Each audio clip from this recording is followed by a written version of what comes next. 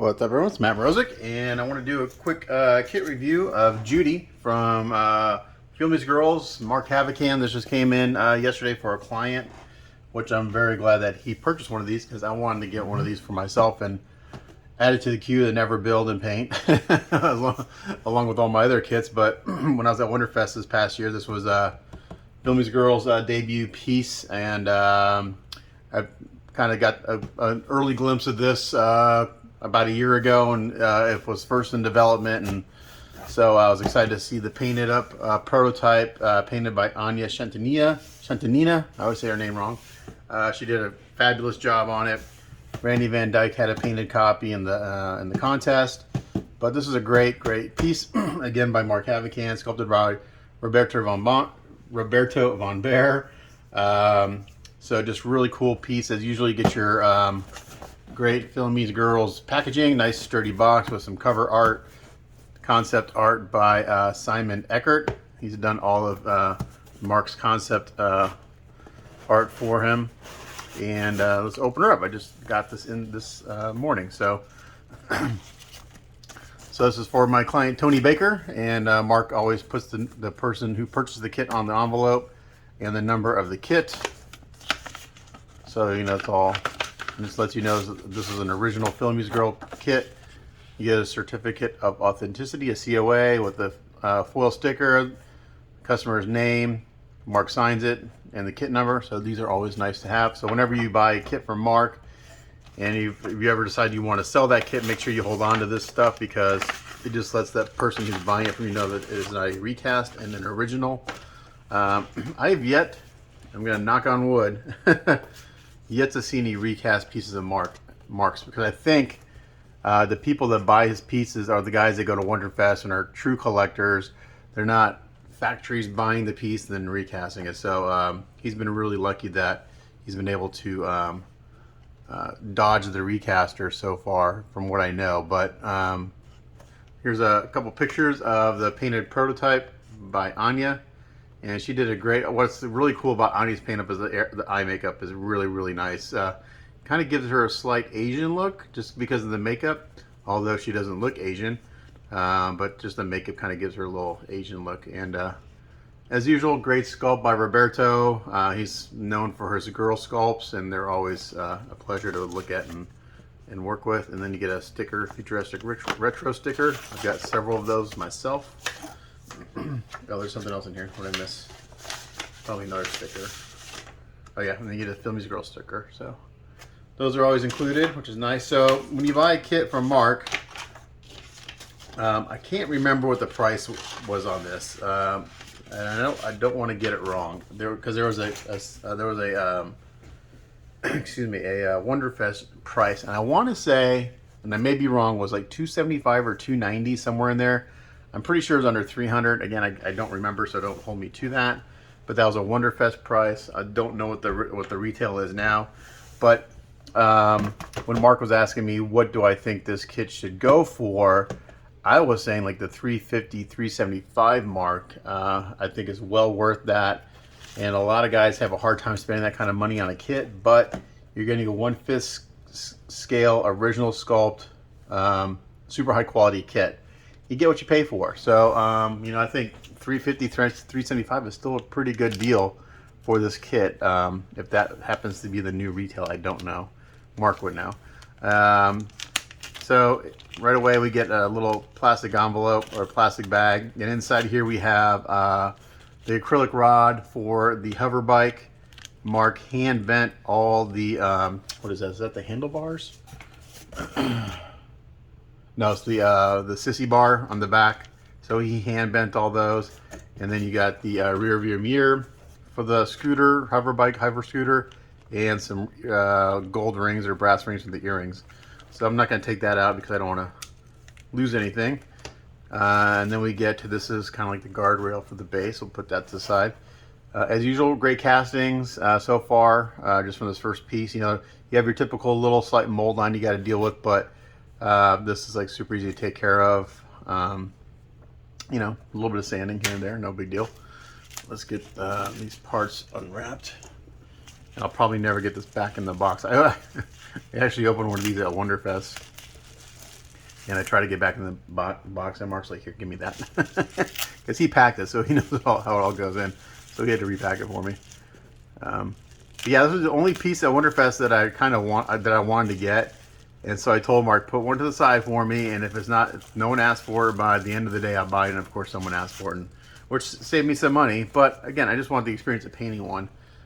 Here's her collar, and he always does a really good job of packing it. So pretty fragile spot there, so he puts a peanut on it just to keep it safe. Although I do have the rest of his Space Girls. Stella was actually my first figure kit I ever built and painted. And then I've got Daphne's Surprise, and I have a second Daphne Surprise in my collection I was able to buy last year. So Daphne was his very first kit he ever did years ago, about, was that 2008, 2009 I think it was. All right, again, we have some really nice packing. Here is the handlebar for the hover bike, and in here are her hands. I'm assuming there's going to be a peanut in her hand. I'm not going to unwrap this because I don't want to risk breaking it. And then in this hand is going to be the handlebar, or the hand grip. Yeah, well, let's unwrap it. I'll put it back together. So yeah, no peanut, but just wrapped in bubble wrap, and then there's the hand grip.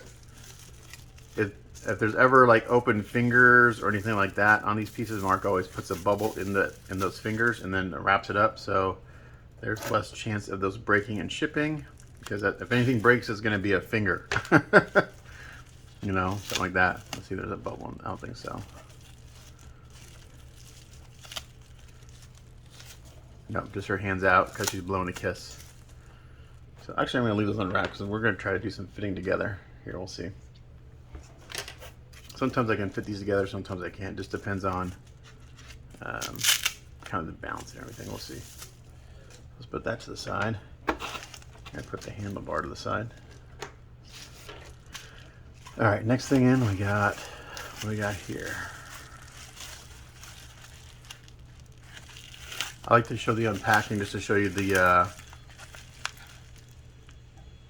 time and effort that's been put into packaging these, because Mark packs all these himself, so it's a time-consuming piece, or time-consuming process. So it's going to be to her skirt. So when people see a price tag of $300 or $400 for a kit, and it's an original sculpt, you have to figure in, okay, the cost of material. Well, first of all, the cost of the sculpt, the cost of the original artwork from Simon, cost of packaging, the cost of the castings and moldings, the cost of the time spent packaging the thing. So yeah, so I've always been one that I don't mind spending, you know, a couple $100, $1,000 on a kit, as long as I feel like I'm getting getting my money's worth. And you definitely get your money's worth with anything from Mark. So okay, so we got some bubble on here, so which means there's gonna be some, yeah, so we got these little fins coming off the top of her shirt here, which are pretty delicate. And then we're going to have some fins coming off her leg here from her boot. But again, Roberto, killer sculpt. Casting wise, we've got a little sanding here to do for this mold line. You know, usually nothing major from Mark and all that stuff. The only time I've ever had really wasn't a complaint, but a comment about a kit was Freya. And it had nothing to do with the quality of the kit or the moldings and castings. It really had to do with Troy McDivitt, who I love as a sculptor, and he's a friend. But the sculpting was, he didn't clean up his sculpting mark, so it just left more work.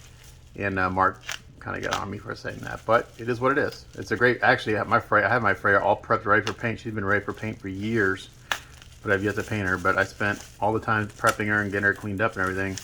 And I actually love the kit. It's a great sculpt. It's a great little story with the elf and everything. But yeah, it's the only time I ever had really not anything negative to say about it. One of his pieces, just a comment. Okay, and then here's her face. Let's look at that Roberto face. So maybe she does look slightly Asian, maybe a little bit.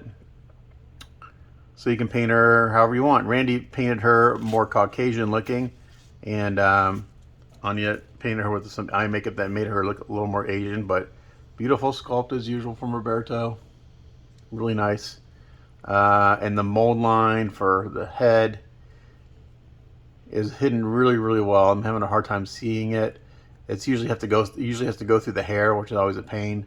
But it looks like, yeah. So it's real hard to see, but it goes a little bit through her chin, which is easy to clean up. It's just whenever it goes through the hair, it's always, and then you can't avoid it. It's just you know, that's the hardest part to clean up. All right, here's her hover bike, or part of it at least. Really cool.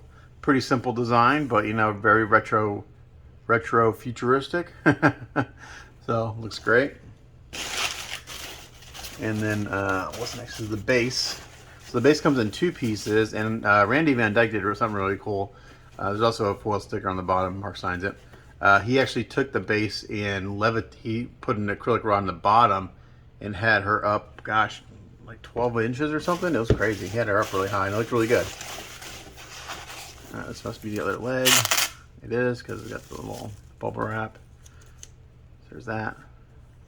I don't think I'll be able to really put her together, just because of the design of the kit. And then here's her hair and the tail lights for the hover bike. Nice clear resin.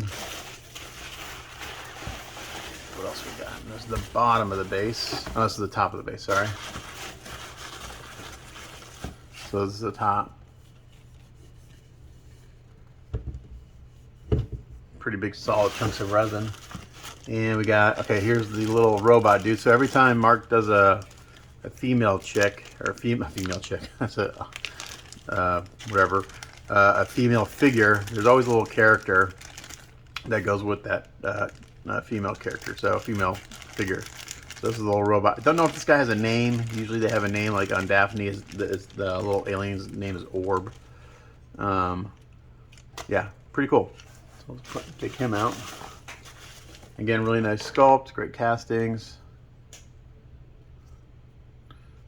I needed a killer job on painting the face on that guy. I think that's it. Oh, here's it. Here you go. A little plastic tin of little parts. What have we got in there? Looks like we got some one of the handlebars, or both handlebars, and some of the bike parts. I'm not going to undo those. Oh, and also the heels to the foot, for the boots. That's interesting. The heels are done separately. Okay. So I'm going to come down a little bit. Alright, so the base works like this. You got, this is the bottom part. Pretty simple, just flat, kind of plinth. And then this goes in here. This is where Randy took his and put a rod in here and had it like elevated way up here. So very kind of Jetson-esque up in the air. And then let's see if we can put it together a little bit. Let's see. Sometimes I risk breaking something. Good thing I know how to fix stuff. So this acrylic rod goes there. This is the kind of guardrail. And with a little heat, this will fit no problem. It just needs a little heat to bend it to shape. So it's not going to fit right now. So we're not going to worry about it. But that goes there. And then the hover bike goes on here, like so. And then Judy comes in, like so. So I'm not sure if she's going to stand up because the support, the way this is supported is the leg, her right leg bears the weight, and that's the one that's kind of keyed in at the waist. So, and I don't want to break anything.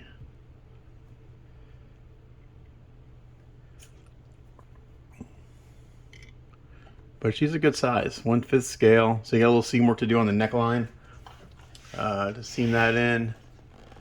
The fit on the back leg is very good. There'll be a little bit of putty work there.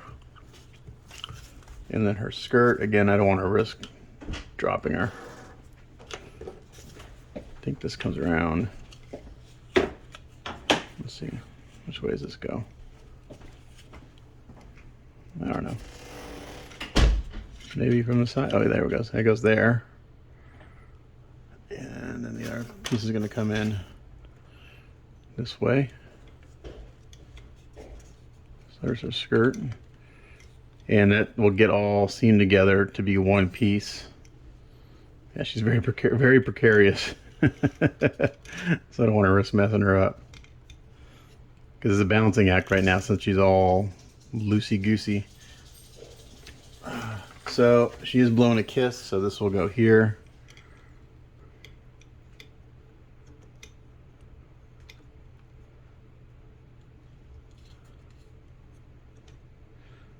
Okay, I don't want to force it. I may have to heat this up a little bit to get that to go in, because I don't want to force her arm in and break that off. So that's going to go in there. So maybe not the best video, but just give you an idea how this all works. That's going to go there.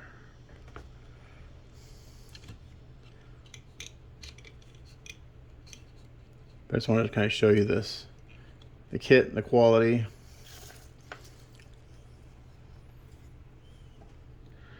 The tricky part is that you gotta put this together in a way so when you ship it, the hand lines up with the handlebar. So I got a little work there to do to get everything lining up correctly. So, because right now that doesn't line up. So I'll put a metal pin in there and that'll get lined up eventually. Put her collar on. Let's see. I have to look at the paint up, because I think this is supposed to sit down all the way. Again, I may need a little heat to get that to go around. I don't have the picture out here, but I think you get a gist of what this looks like. The little robot dudes are really cool. I like him. So this is going to go in Tony's pile of things to do, because I've got a huge pile of things to do for Tony. And basically I say, hey, you've got something up, it's your turn in the queue. What do you want to do next? He picks something out of his many pieces I have for him here. I have a feeling I'm going to be doing a lot of rhinos, since he's producing that piece. Let's see, will this guy stand? I don't know.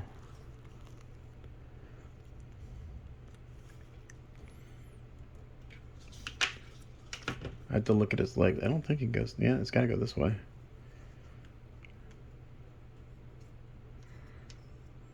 Pretty sure that goes there.